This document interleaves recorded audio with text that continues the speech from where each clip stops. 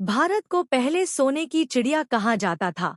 सब देशों की नज़र भारत के ऊपर लगी हुई थी। तो ये सोने की चिड़िया का मतलब क्या है? भारत को पहले सोने की चिड़िया कहा जाता था। सब देशों की नजर भारत के ऊपर लगी हुई थी।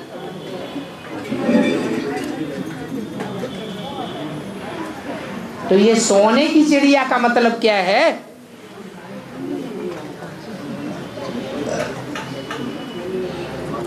अभी भारत सोने की चिड़िया है या पत्थर ठिक्कर भित्तर लोहे की चिड़िया है? अभी तो पत्थर ठिक्कर भित्तर लोहे की चिड़िया बन गई। तो भी जो समझदार विदेशी हैं उनकी नजर भारत पर लगी हुई है।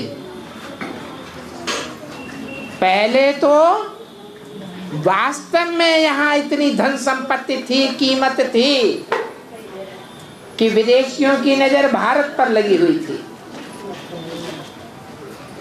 क्योंकि यहाँ धन संपन्न देश था।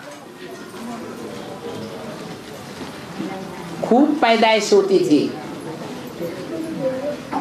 दूध घी की नदियां बहती रही, भरपूर अनाज पैदा होता था। कीड़ों वाला अनाज नहीं, वर्षों सुरक्षित रहने वाला अनाज। ये तो विदेशियों की करामात है जो यूरिया डलवाना शुरू कर दिया।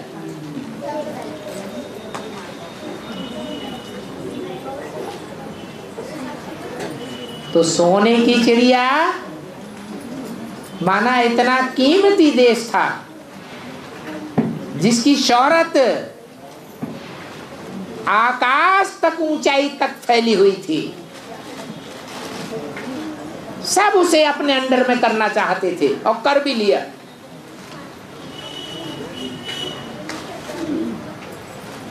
अपने अंडर में करके उसको ठिक्कर की चिड़िया बना दिया।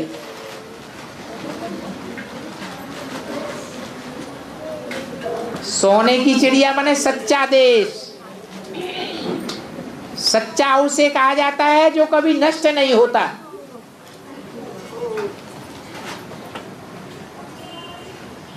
झूठा उसे कहा जाता है जो आज है कल नष्ट हो जाएगा। विनाशी को झूठा कहा जाता है, अविनाशी को सत्य कहा जाता है।